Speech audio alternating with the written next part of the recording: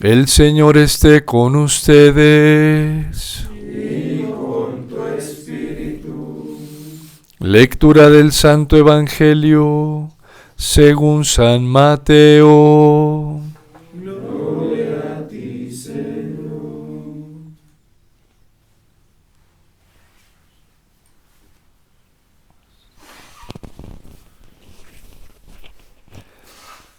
En aquel tiempo dijo Jesús a los sumos sacerdotes y a los ancianos del pueblo: ¿Qué les parece?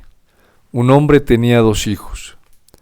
Se acercó al primero y le dijo: Hijo, ve hoy a trabajar en la viña. Él le contestó: No quiero. Pero después se arrepintió y fue. Se acercó al segundo y le dijo lo mismo. Él le contestó: Voy, Señor, pero no fue. ¿Quién de los 2 cumplió la voluntad de su padre? Contestaron: el primero. Jesús les dijo: En verdad les digo que los publicanos y las prostitutas van por delante de ustedes en el reino de Dios. Porque vino Juan a ustedes enseñándoles el camino de la justicia y no le creyeron. En cambio, los publicanos y prostitutas le creyeron. Y aún después de ver esto, ustedes no se arrepintieron ni le creyeron. Palabra del Señor. Gloria a ti, Señor Jesús.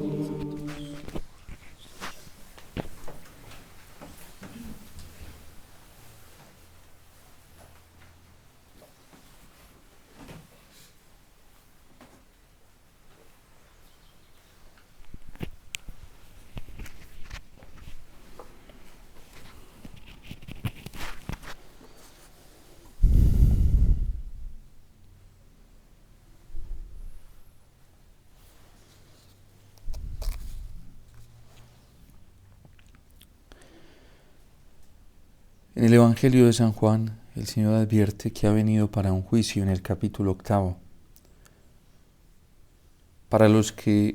Un juicio para los que creen ver, se queden sin ver, y para los que necesitan ver, puedan ver. De hecho, a través del profeta Isaías ya hace una advertencia muy fuerte que la retoma en el Evangelio y que va a ser parte de la misión del profeta, para que oyendo no oigan, viendo no vean. Las parábolas mismas se presentan como una encrucijada muy grande, para que algunos entiendan y otros no entiendan. Hoy a través del profeta Sofonías se está desarrollando la misma dimensión profética, y es que pasa como también lo dice el Señor con Juan el Bautista. Algunos que escucharon se quedaron sin escuchar y unos que veían se quedaron sin ver. La gran llave para poder acceder a la misericordia del Señor, a su poder, a su amor y su compasión infinita, es la humildad. Y en un mundo tan prepotente, tan sobrado y tan suficiente, resulta difícil pensar en esto. Pero pensemos esta realidad también dentro de la Iglesia.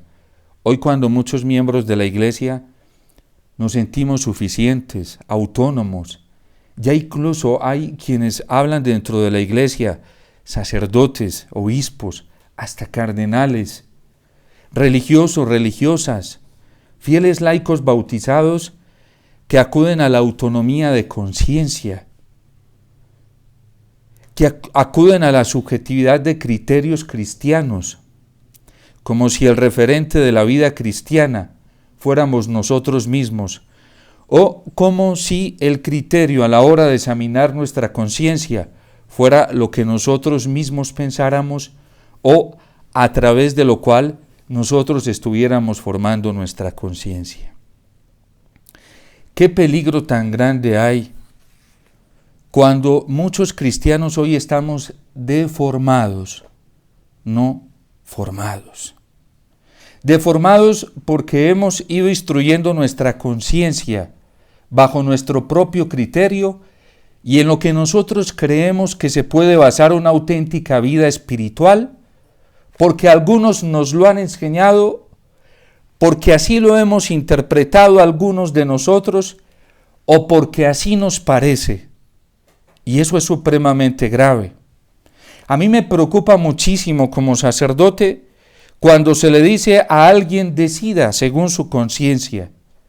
Porque hoy, en la actualidad, en un mundo como en el que nosotros estamos, decirle a alguien que decida según su conciencia es un peligro muy grande. ¿Es que sabemos cómo está formada su conciencia? Ya el magisterio de la Iglesia en Gaudium et Spes nos dice que nosotros no podemos recurrir a la autonomía de la formación para orientar nuestra conciencia, porque nuestra conciencia no puede ser formada autónomamente bajo nuestros propios criterios.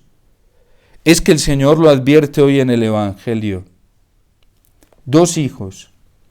A uno le dice que vaya a trabajar a su viña y le dice que no quiere ir, pero después se arrepiente, viendo que lo que le decía el padre era a lo que él debía ajustarse, y va a trabajar en ella.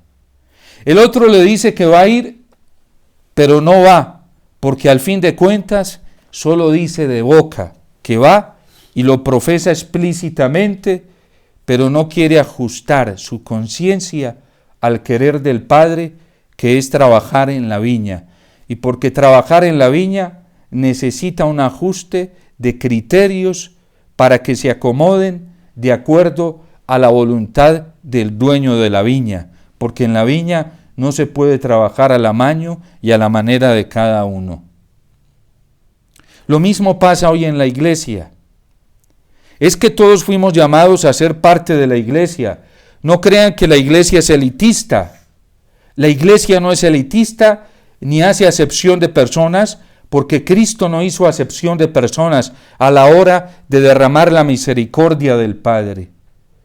Pero sí hay una condición: que haya conversión y que haya arrepentimiento.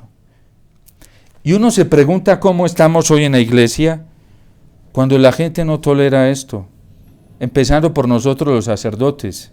Es un insulto para la jerarquía que nos digan que tenemos que convertirnos.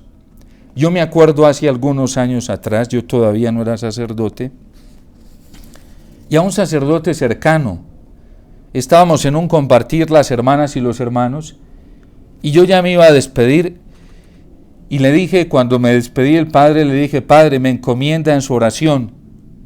Y el padre se sonríe con un sarcasmo sano y me dice: yo siempre rezo por los pecadores. Y yo me sentí como ofendido. Me quedé callado, me vine caminando y por dentro sentía que el egocentrismo me reprochaba, ¿sí? Pero también una voz por dentro me decía: tiene la razón, porque eres un pecador. ¡Qué ofensa tan grande! Decirle a un obispo, decirle hoy a un cardenal, decirle a un sacerdote, o que nos digan a nosotros los sacerdotes, es una ofensa arbitraria. Eso no se toca ni se dice, porque no necesitamos conversión. ¡Qué ofensa tan grande decirle a un religioso o a una religiosa que necesita conversión! Es una ofensa, es un insulto. Y uno ve las caras, uno se da cuenta. Yo he tenido la oportunidad de predicar frente a ciertos ambientes donde hay todo tipo de personas y se ven los rostros. Pero recuerden que el primero fue el que hizo la voluntad del Padre, porque se dio cuenta que necesitaba arrepentimiento y conversión. El segundo no. Qué ofensa tan grande decirle a un religioso, a una monjita o a un monjito, y eso cuando están elevados en el nivel más alto de la adulación, porque así trabaja el demonio. Cuando nos dicen que somos santos, que qué belleza, que qué hermosura, que nosotros cómo hacemos para mantenernos en un camino de estos, que nosotros somos unos héroes. Ay, nos creemos todo eso. Porque nos encanta la adulación. Y ojo, que al ego le encanta eso. La soberbia crece por dos vertientes, el orgullo y la vanidad. Siempre anda hambrienta de adulación. Siempre hambrienta de adulación. Y qué bueno cuando nos dice que somos santos y que somos mejores. Pero qué peligro para el alma eso. Cuando San Pablo en la carta a los Filipenses dice, si quieren darme un consuelo, una alegría, un acto, quieren tener un acto de misericordia conmigo, no se crean superiores a los demás, ni crean que son mejores. Oigan, esto es contrario al Evangelio, pero nos gusta. Hoy en los grupos apostólicos, los movimientos laicales, hay gente que le encanta la adulación y viven felices. Pero ojo con decirles que necesitan conversión y cambio. Ojo, porque eso no se puede decir ni se puede tocar. Eso sí, si tú les dices que son santos y que son los mejores, y que viven mejor que los sacerdotes y que las religiosas, y que dan testimonio incluso en la iglesia, y que de pronto, si ya alcanza hasta allá, pero si alcanza hasta allá, que son la salvación del mundo, perfecto. Oiga, eso le encanta a la soberbia, porque vive hambrienta de eso, por esa vertiente de la vanidad. Y no sabemos que el anticristo hoy está alimentando a los miembros de la iglesia con eso. Ese es el lenguaje del anticristo, literal. Y a todo el que le guste y busque eso, va por esa misma vertiente. Esa es la vertiente de la no voluntad de Dios. Por eso Sofonías lo advierte hoy. De hecho, siempre ha habido un debate en la iglesia entre los liturgistas y los estudiosos de la palabra de Dios, ¿sí? Los exégetas, ¿sí? O todos los que estudian la palabra de Dios, porque los que estudian la palabra de Dios le dicen a los liturgistas que deberían poner completos los textos para la liturgia, y tienen razón, porque los textos son compuestos en una orientación narrativa completa, ¿sí? Si vemos cuando San Lucas escribe el Evangelio, pues es una obra completa, ¿sí? La escribe toda completa, ¿sí? Y los liturgistas dicen que es necesaria la pedagogía, ¿sí? Es necesaria adaptar la palabra de Dios, o por lo menos plasmar la palabra de Dios a las circunstancias pastorales. También tienen la razón. Por tratar de hacer un bien al pueblo, es necesario traer unos textos, acomodar los versículos, no quitar su sentido, sino por transliterarlos, pero así. Pero bueno, yo quiero tomar, porque a nosotros en la homilía nos lo advierte la iglesia, el magisterio, que debemos meter, esa es una tarea nuestra de los sacerdotes en la predicación, en el contexto narrativo, ¿sí?, de la palabra de Dios, y hoy lo quiero hacer, porque hay unos versículos que no nos los trae la liturgia de la palabra hoy. Ojo que no estoy cometiendo una arbitrariedad, es propio de la orientación pastoral que nos piden los mismos liturgistas, que hagamos nosotros los sacerdotes. Fíjense lo que dice Sofonías, porque aquí Sofonías se está refiriendo a esto mismo. Siempre hay dos bandos, no hay 3, 4, son solo dos. Los que quieren caminar en la verdad y los que quieren caminar en la mentira, no hay más, no hay neutros. Eso es así de sencillo. Con Dios es así, son solo dos caminos, un camino ancho y uno angosto. Con Dios son solo dos caminos, el camino de la muerte que conduce a la muerte y el camino que conduce a la vida, no hay más. Con Dios solamente hay dos probabilidades, los que tienen en su mente y en la mano las marcas de la bestia y los que tienen en su mente y en la mano la marca del Cordero, no hay más.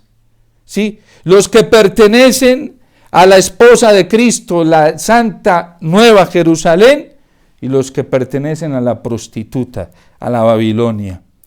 Y eso lo podemos entrever hoy en el mundo actual y en la iglesia también, porque hoy dentro de la iglesia también prostitución, es real, también hay prostitución, y no nos podemos escandalizar ni asustar por eso, porque ya los profetas y la misma palabra de Dios nos lo advierten. Y la Iglesia es consciente de eso. De hecho, quien va y se lee la Lumen Gentium, Constitución Dogmática, Lumen Gentium del Concilio Vaticano II, allí lo puede verificar. Dice Sofonías hoy: los príncipes y los jueces que dirigen al pueblo se comportan como leones y como lobos, buscando donde hay una presa buena. ¿Sí? Y lamentablemente hoy lo vivimos en este mundo y en la Iglesia. Llamémoslo con nombre propio, la corrupción en la política. ¿Sí? Y la corrupción tiene varios colores. No crean que es de un solo color. La corrupción se viste de varios colores. Hay quienes, por ejemplo, políticos que son silenciosos, son corruptos, porque no viven de cara a su vocación política. Aquellos que se callan, que no hablan con la identidad propia de la vida política públicamente, se esconden para hablar de la verdad. Esos son fanfarrones y son estos leones y lobos. Ténganle miedo, por ejemplo, a políticos que se visten de católicos, pero solo se visten cuando les conviene. Y ojalá los viéramos en la vida pública, en los medios de comunicación y en todas las estancias, manifestándose como católicos verdaderos. Hoy en Colombia, por ejemplo, que no lo impide para nada la Constitución. No, pero es que tenemos que entrar con el lenguaje de ellos. No. A nosotros nos llamaron a vivir en este mundo con identidad cristiana y católica. Corruptos. Eso es pura fanfarronería. No podemos creer tanta mentira. Pero hoy nos lo advierten los profetas. Sofonías. Lobos y leones, que solo quieren devorarse a los débiles. Sofonías lo dice también. Profetas también, porque hay profetas dentro de la iglesia. Muchos, muchísimos fanfarrones. Cuando les conviene predicar la verdad, la predican. Cuando no, la esconden. Y así se van ajustando de acuerdo a los auditorios que tienen. Hoy, por ejemplo, en la predicación hay más sociólogos, ¿sí?, que profetas. Padre, es que uno tiene que mirar a qué público le va a hablar y de qué manera. Sí, eso es cierto. Eso es cierto porque la palabra de Dios busca llegar, pero siempre con la identidad de la verdad. No ajustando, no escondiendo la verdad. Y el verdadero profeta se conoce allí. ¿Sí? Pero hoy hay mucha fanfarronería y en las redes sociales abunda, en sacerdotes, en laicos, en religiosos, en religiosas, abunda muchísimo eso, pura fanfarronería. Los falsos profetas, aquí el Señor lo está advirtiendo. Sacerdotes, dice, que profanan lo santo y violan la ley, también lo hay hoy. Y habría que preguntarnos nosotros los sacerdotes cómo subimos al altar. ¿Cómo llevamos nuestra vida privada en el ámbito moral? ¿Y cómo hacemos con la ley que predicamos y le imponemos a los demás? Si sí la cumplimos y si sí nos esforzamos por vivirla. Porque es que este es un tiempo de ser coherentes. Hay que ser coherentes. Y eso está pasando hoy. Pero bueno, la promesa del Señor es clara. Dice que se reservará un resto a través del profeta Sofonías. Y parece que ese resto no está dentro de la fanfarronería. Parece que ese resto no es de los que les gusta la adulación, o a veces nos gusta la adulación. Ese resto no hace parte de los orgullosos, que se sienten suficientes, se sienten capaces para transformar el mundo y creen que no necesitan de la oración y creen que no necesitan estar mucho tiempo a los pies del Señor, porque hasta espiritualmente tienen los suficientes criterios para solucionar la vida del mundo, los problemas del mundo, sin recurrir al Señor y sobre todo a la Eucaristía. Ese orgullo se manifiesta cuando tratamos la Eucaristía de cualquier manera. Ese orgullo se manifiesta cuando hay cosas más importantes para nosotros en la vida espiritual que Jesús Eucaristía. Porque fue la solución que nos dio el Padre, fue Cristo. Y fíjense que la Iglesia, así lo ha comprendido la Iglesia. Deberían de pronto ir a mirar, darle un vistazo a la Sacrosanctum Concilium del Concilio Vaticano II y a toda la doctrina del concilio, porque no solamente la Sacrosanctum Concilium, como cualquier tipo de culto en la Iglesia piadoso y espiritual, tiene que llevarnos al centro, que es la Eucaristía. Para eso está toda la vida cúltica y piadosa en la Iglesia. Hay una dirección, por ejemplo, de la Congregación para el Culto Divino, bueno, hoy ya se llama dicasterio, por la reforma que se está haciendo. Perdón, dicasterio no, ya se me fue el nombre, pero bueno, ahorita con la reforma ya no es congregación, ¿sí? Y hay algo que se llama el Directorio de Piedad Popular, para todos nosotros los católicos. Y ahí la Iglesia nos da la verdadera orientación de la piedad popular. La gente hoy está llena de mucha piedad, y hay mucha piedad que no está autorizada por la Iglesia, que son invenciones particulares, y que en vez de acercar a la gente al culto preferencial y agradable a Dios Padre, que es la Eucaristía, la está distanciando de Él. Hay piedad hoy que está alejando a la gente de la necesidad de recurrir a la palabra del Señor y la está dejando ahí, en simples piedades y lecturas. Y eso no está bien. Escuchemos a la Iglesia. Está el directorio, ¿sí?, que nos lo da la Iglesia sobre la piedad popular, para que nos demos cuenta cuál es la naturaleza de la piedad popular en la Iglesia, y para que no nos vayamos dejando entramar por ciertas falsas devociones que en vez de acercarnos al culto, nos están alejando. Por ejemplo, el culto mariano. La Constitución Dogmática Lumen Gentium nos hace una advertencia, y Pablo VI luego, posteriormente a este documento, saca otro documento que es la Marianis Cultis. ¿Cómo se desvía de fácil el culto a la Virgen, el verdadero culto a la Virgen? Porque dice la Constitución Dogmática Lumen Gentium que el auténtico culto a la Virgen no opaca para nada el misterio de Cristo. Y si lo está opacando, ya no es del Espíritu Santo. Y de eso también hay mucho hoy dentro de la Iglesia. Y tenemos que poner mucho cuidado, porque entonces nos podemos parecer al segundo que no fue a trabajar, y no estamos trabajando dentro de la viña que es la Iglesia. La Lumen Gentium nos dijo que la Iglesia es la viña donde el labrador trabaja, es dentro de la Iglesia, no fuera de ella. Y por eso tenemos que poner tanto cuidado. La promesa de Sofonías hoy va dirigida precisamente para los pobres, para los que adoran al Señor, para los que se saben necesitados de Él, para aquellos que lo están buscando en la Eucaristía día y noche y vienen al culto eucarístico verdaderamente necesitados. La gente a veces se asusta cuando uno le dice esto, y yo no sé por qué se asusta.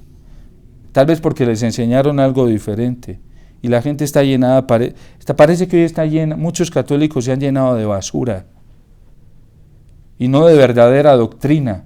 Con razón San Pablo le advertía tanto a Timoteo, a Tito, que se cuidaran de toda falsa doctrina. En los Gálatas, por ejemplo, cuidado, que así venga un ángel de Dios con un evangelio diferente, anatema sea. Y si yo mismo viniera a anunciarles un evangelio diferente al que les prediqué, no me escuchen ni me hagan caso.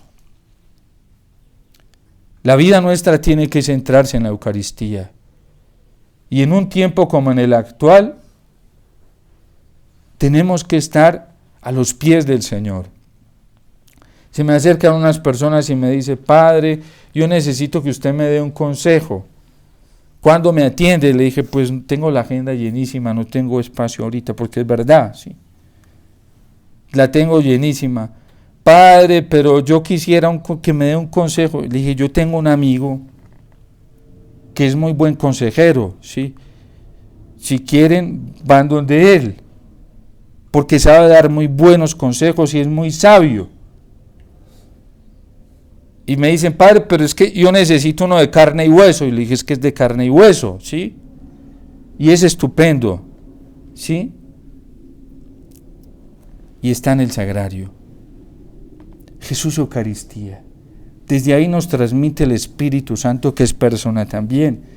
Es que hasta allá hemos llegado hoy, se nos olvidó que el Espíritu Santo es una persona de carne y hueso. Es persona, tiene las propiedades de una persona, ¿sí? Tiene las propiedades de una persona, el Señor es persona. Decimos, hablando, porque esto lo dice la Iglesia, no yo, que la Trinidad son 3 personas distintas y que es un solo Dios verdadero. ¿Nosotros cómo nos referimos? Claro, en la persona del Hijo se nos manifiesta la naturaleza humana, pero el Espíritu Santo también es persona. El Padre también es persona y tiene las particularidades de la persona, ¿sí? Entonces, nosotros nos debemos acercar con esa confianza a ellos. Para eso Cristo nos dijo que nos dejaría otro, el Paráclito, y que Él nos conduciría hasta la verdad completa. Pero ¿cuál es el problema? Que hoy nosotros no estamos escuchando la voz del Señor. Y se necesita la humildad para poder empezar un camino de conversión. La conversión hoy no es un lujo. Y ni siquiera una opción, es una necesidad para que el mundo se salve y nosotros nos salvemos. Por eso, pidámosle al Señor la gracia de ser conscientes de que necesitamos con Él. Cuidémonos de la vanidad intelectual. Podemos saber mucho de doctrina, de teología, de fundamentos teológicos. Eso no nos sirve mientras eso no tenga la experiencia del Espíritu en nuestro corazón. Yo creo que nunca la Iglesia había tenido y había sabido tanta doctrina como ahora, pero a lo mejor nunca hemos estado tan lejos del Señor y hemos tenido tan distante el corazón del Señor como ahora.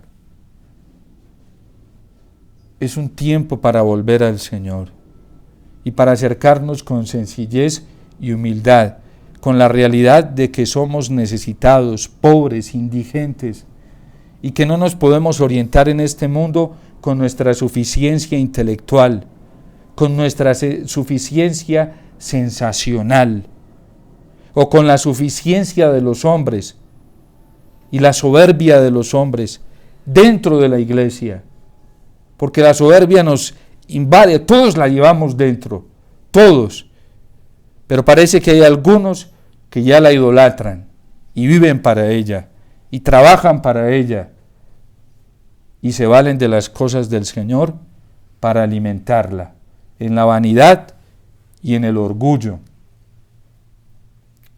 Si conociéramos el mensaje del Señor y verdaderamente viniéramos con un corazón humilde delante de Él, ¿por qué nos ofuscamos? ¿Por qué nos incomodamos cuando nos dicen que tenemos que convertirnos? No, Padre, a mí que me lo diga el Señor directamente. Pues saben que mandó a un precursor y por eso les fastidió tanto a los fariseos y les fastidió tanto también a las autoridades. Pues Dios hoy también tiene precursores y la precursora por excelencia es la Iglesia, que desde la palabra de Dios, desde la tradición viva y en su magisterio nos está llamando a la conversión. Y hay de aquellos católicos que están despreciando el magisterio auténtico en el catecismo, que están despreciando el magisterio auténtico en el Concilio Vaticano II. Hay de aquellos, porque por ahí puede estar la vanidad de la suficiencia, que se pegan de grandes teólogos, de grandes doctores, y se olvidan que la doctora por excelencia es nuestra madre la Iglesia.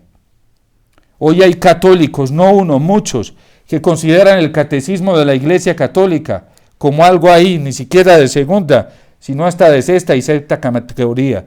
Y si no, pregúntenle a obispos por el catecismo, pregúntenle a sacerdotes, pregúntenle a teólogos intelectuales, pregúntenles por el catecismo. Pues ahí está el compendio de nuestra fe. Es que el orgullo no nos deja ir hasta allá para bajar nuestra cabeza, nuestras posiciones intelectuales, nuestros grandes conocimientos teológicos, a la sencillez con la que nos habla la Iglesia. Y por eso hay gente que va al catecismo y no le apasiona. Sencillamente porque está tan subida en el orgullo y en la vanidad, que no le entra. Es que eso no entra. No entra. Cuando no hay pasión por la verdad, cuando no hay hambre de verdad, cuando no hay anhelo de verdad, no entra. Y pasa como las parábolas, que unos se quedaron sin oír, se quedaron sin ver y sin entender. Así pasa. Así sigue pasando. La Iglesia es precursora de la segunda venida del Señor y hace la tarea de los profetas y de Juan el Bautista. Por eso, démosle gracias al Señor. San Juan Pablo, soy un convencido de que San Juan Pablo II sabía lo que venía para la Iglesia. Ratzinger en aquel momento lo sabía. Y por eso, haciendo caso al Espíritu Santo, nos dejaron ese gran tesoro del catecismo de la Iglesia Católica. Hasta el momento, el único catecismo universal. 30 años después del Concilio Vaticano II. Y nos lo advierte San Juan Pablo II, no en cualquier documento. No crean que es en cualquier documento. Es un documento de magisterio del Papa, que debe ser escuchado y atendido. Y nos dice que el catecismo es regla segura para vivir la fe y la moral de la Iglesia. Pero usted no le escucha a San Juan Pablo II diciendo de esos grandes teólogos que siguen muchos hoy, que es regla segura. Santo Tomás de Aquino, un gran teólogo para nosotros y un patrimonio en la teología católica extraordinario, además por su testimonio de vida, pero tuvo imprecisiones. No es magisterio infalible. Ese es magisterio falible. También tuvo imprecisiones el doctor Angélico, a quien queremos, amamos y lo consideramos un patrimonio muy grande de la tradición católica. ¿Por qué hago esta aclaración? Porque tenemos Santo Tomás se puso al servicio de la Iglesia. No era la Iglesia la que tenía que ponerse al servicio de Santo Tomás. Y hoy algunos creen que la Iglesia tiene que ponerse a los pies del doctor Angélico, cuando el doctor Angélico vivió para la Iglesia, vivió de la Iglesia y se nutrió de la Iglesia. Tenemos que aprender a distinguir dónde está el magisterio auténtico y dónde no. ¿Cuál es el magisterio al cual nosotros debemos darle el juicio, el asentimiento del juicio racional y de la voluntad y a cuál no? Menos mal, la Iglesia nos lo advierte en el Concilio Vaticano II y el Catecismo es muy claro en esto. Al Papa lo queremos muchísimo. El Papa Francisco es nuestro Papa. Él tiene algunas expresiones de opinión privada. No estamos sujetos a orientar nuestra conciencia a ello. Habría que mirarlo. Y él mismo lo dice. Él hace la aclaración cuando esto lo pienso yo. ¿Sí? Es su pensamiento, su orientación. Habrán otras orientaciones de parte de él que hacen parte del magisterio al cual nos debemos adherir. Pero en un tiempo como estos tenemos que saber, Padre, y a mí no me enseñaron esto. Sí, la Iglesia nos lo enseñó, que tú por pereza o por darle importancia a otras cosas o leer otras cosas, no haya sido porque los documentos de la Iglesia son públicos. Y la Iglesia siempre nos está instruyendo Es a nosotros los que nos toca escucharla. Porque aquí están los fariseos, que no quisieron escuchar a Juan el Bautista ni creer en él. Y están las prostitutas y los publicanos que llevan la delantera porque lo escucharon y creyeron y atendieron. Entonces no es que no nos hayan enseñado, es que la pereza o la ignorancia o la pasión por otras cosas menos importantes nos atrajo. Y hoy es un tiempo en el que eso se está viendo. Salen a la luz quien verdaderamente ha amado su fe, ha amado la gracia, ha amado a la iglesia y quien ha sido fanfarrón. Dios te salve María, llena eres de gracia, el Señor es contigo, bendita tú eres entre todas las mujeres y bendito es el fruto de tu vientre Jesús. Santa